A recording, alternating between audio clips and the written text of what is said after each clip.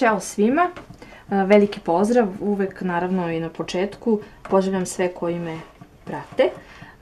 Evo nas u mojoj kuhinji i danas ćemo spremiti nešto slano.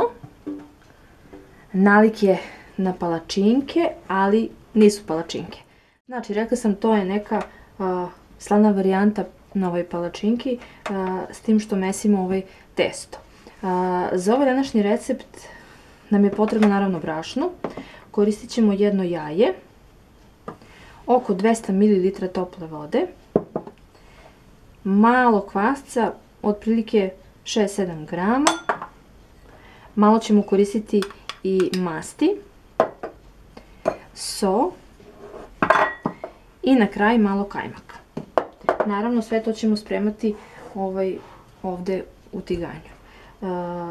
Pa da stavimo sve sastojke u brašno. Stavit ćemo jaje. Stavit ćemo i kvasac.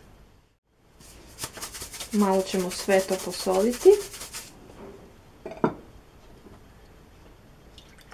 I dodat ćemo vode i zamesiti naše testo.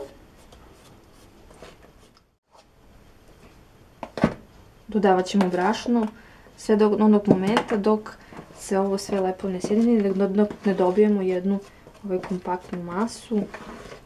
Zamesili smo testo za naše ove palačinke. Ostavit ćemo ga da stoji nekih 10-ak minuta. Ovo testo nam je malo odstojala. Sad ćemo ga prebaciti ovdje na radnu površinu.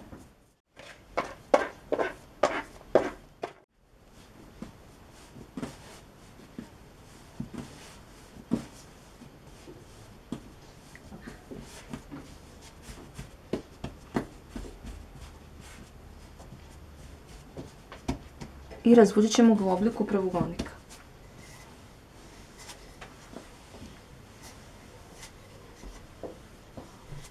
Pošto smo razvukli koru, najtanje što možemo, sada ću ja premazati mašću.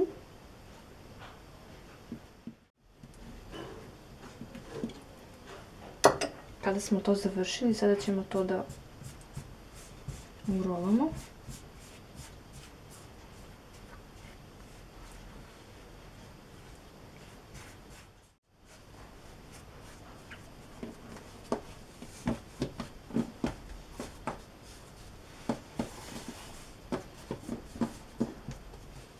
Kada smo ovo urolali, sad ćemo seći perčiće, pa otprilike dužine po 6 cm.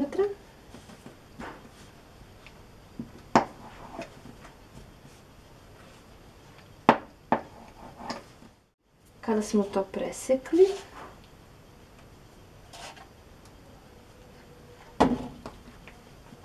ćemo to ovako da okrenemo.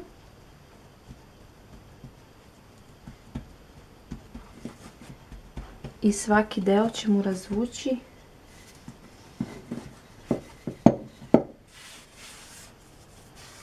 u obliku palačinke.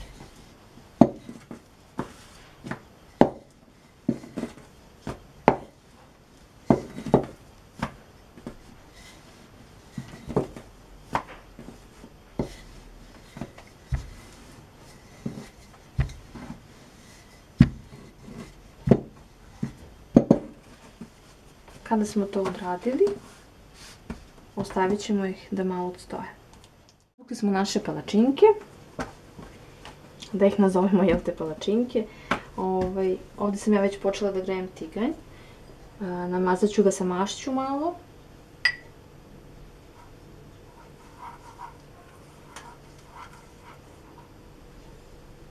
I počet ćemo da pečemo.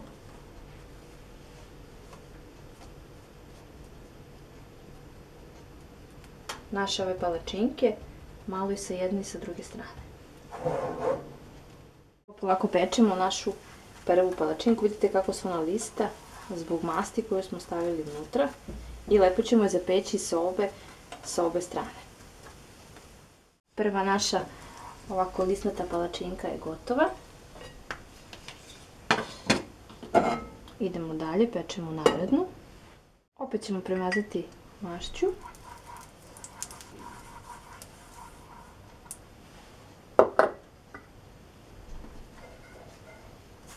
i staviti naredno testo za našu palačinku. Evo, završili smo naše palačinke, možemo ih nazvati kao lepinjama i ja sam ih već napunila kajmakom. Verujte da su veoma ukusne i dok su vruće još uvek kajmak se lagano topi. Eto, videli ste još jedan recept. Eto neki predlog za večeru, možda i doručak. Pa prijatno, puno vas pozdravljam i vidimo se u narednom klipu.